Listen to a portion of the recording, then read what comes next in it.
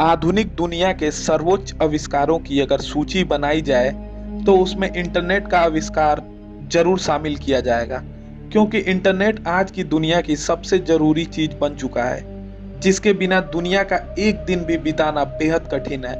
आजकल सभी लोग इंटरनेट का इस्तेमाल तरह तरह के कामों के लिए करते हैं, जैसे वीडियो ब्राउजिंग, न्यूज पढ़ना, गेम्स खेलना और तरह तरह की इंफॉर्मेशन को शेयर करना।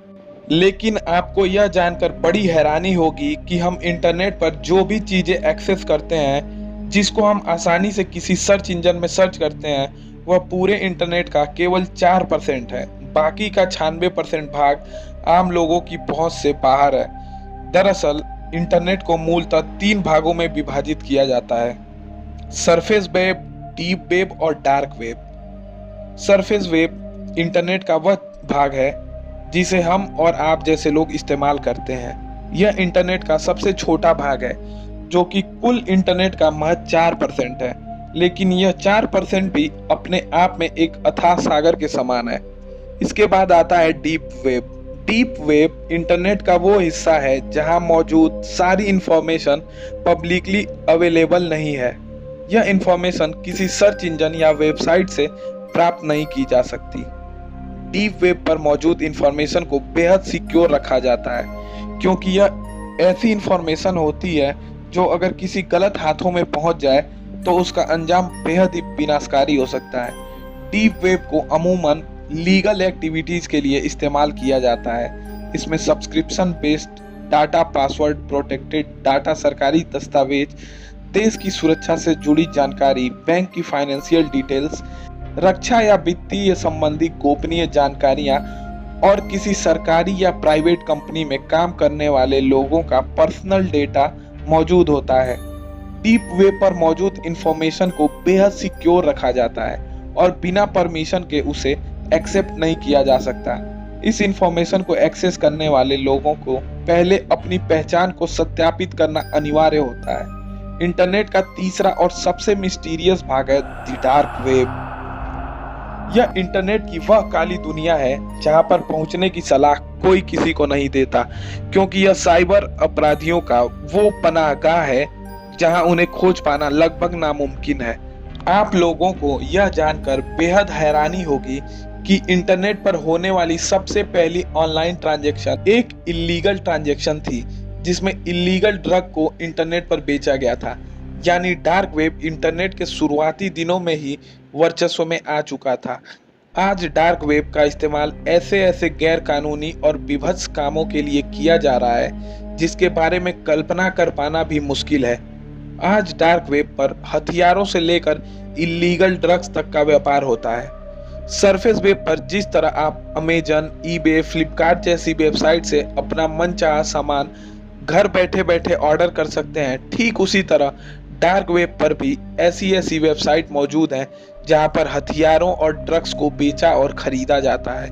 यही नहीं, डार्क वेब पर लोग ऐसे जानवरों के मांस और उनकी खाल भी बेचते हैं जो विलुप्ति के कगार पर हों या फिर सरकार द्वारा उनके शिकार पर रोक लगाई गई हो। इसके अलावा यहाँ पोर्नोग्राफिक क्रेडिट कार्ड्स और लोगों की बैंक डिटेल्स मानव तस्करी का व्यापार भी किया जाता है। सिर्फ इतना ही नहीं, डार्क वेब पर काम कर रहे अपराधी इंसानी अंगों और इंसानी मांस को भी खरीदते और बेचते हैं। इल्यूमिनाटी की तरह अनेकों ऐसी सीक्रेट सोसाइटीज डार्क वेब के जरिए एक दूसरे से जुड़ी हुई हैं और अपने संदेशों को अपने अनुयायियों तक पहुंचाती हैं। इस काली दुनिया में बर्बरता की हर हद को पार किया जाता है। यहाँ ऐसी वीडियोस मौजूद हैं जहां इंसानों के मांस से और एक्जॉटिक एनिमल्स के मांस से नई नई डिशेस बनाने के ट्यूटोरियल्स दिए जाते हैं। हाल ही के सालों में डार्क वेब पर रेड रूम का चलन भी बहुत तेजी से आगे बढ़ गया है। आपको बता दें, रेड रूम एक टॉर्चर रूम होता है जहां बहुत सारे हिडन कैमरास लगा दिए जाते हैं और फिर इंसानों को अगवा कर उन्हें तरह तरह की यातनाएं दी जाती हैं और इस पूरी प्रक्रिया को लाइव दिखाया जाता है और लोग पैसे देकर इंसानों के टॉर्चर का लाइव टेलीकास्ट देखते हैं। सिर्फ इतना ही नहीं, टॉर्चर रूप में अपने मन मुताबिक इंसान या जानवर पर टॉर्चर देखने के लिए लोग भारी भरकम कीमत भी चुकाने को तैयार रहते हैं। डार्क वेब पर होने वाला पैसों का सारा लेन देन क्रिप्टो करेंसी में होता है, जिसके कारण इन पेमेंट्स को ट्रैक कर पाना बहुत मुश्किल होता है। जिस तरह आप सरफेस वेब पर ऑनलाइन फिश, चिकन, अंडे और मीट खरीदते हैं, ठीक उसी तरह डार्क वेब पर इंसानों के ऑर्गन्स जैसे कि किडनी, हार्ट, लीवर, ब्लड को खरीदने व बेचने के लिए साइबर क्रिमिनल्स ने अलग अलग पोर्टल्स बनाए हुए हैं। ये सब देश की सरकारों और प्रशासन के नाक के नीचे हो रहा है, लेकिन फिर भी इन एक्टिविटीज को ट्रैक नहीं किया जा सकता, क्योंकि इस तरह के पोर्टल्स को कैसे एक्सेस करना है ये बस उन्हीं लोगों को पता होता है जो इन संगठनों से जुड़े होते हैं। आप लोगों ने अक्सर ऐसी खबर सुनी होगी कि कोई इंसान अचानक कहीं गायब हो जाता है और फिर उसे ढूंढने की पुरजोर कोशिश के बावजूद भी वह इंसान कभी नहीं मिल पाता। ऐसा माना जाता है कि ऐसे लापता लोगों के पीछे भी डार्क वेब से जुड़े लोगों का ही हाथ होता है, जो कि ऐसे लोगों को अपने फायदे के लिए डार्क वेब पर इस्तेमाल करते हैं। इसके बाद आप सभी लोगों के दिमाग में एक सवाल जरूर आया होगा कि आखिर इस डार्क वेब को इस्तेमाल यानी एक्सेस कैसे किया जाता है और यह डार्क वेब काम कैसे करता है। इस बात का जवाब जान लेने से पहले आप सभी लोगों को यह जान लेना जरूरी है कि डार्क वेब को एक्सेस करना या उसे यूज करना पूरी तरह से गैर कानूनी है, और हमारे आज के इस वीडियो का एकमात्र मकसद आप लोगों को डार्क वेब की नॉलेज तक पहुंचाना है।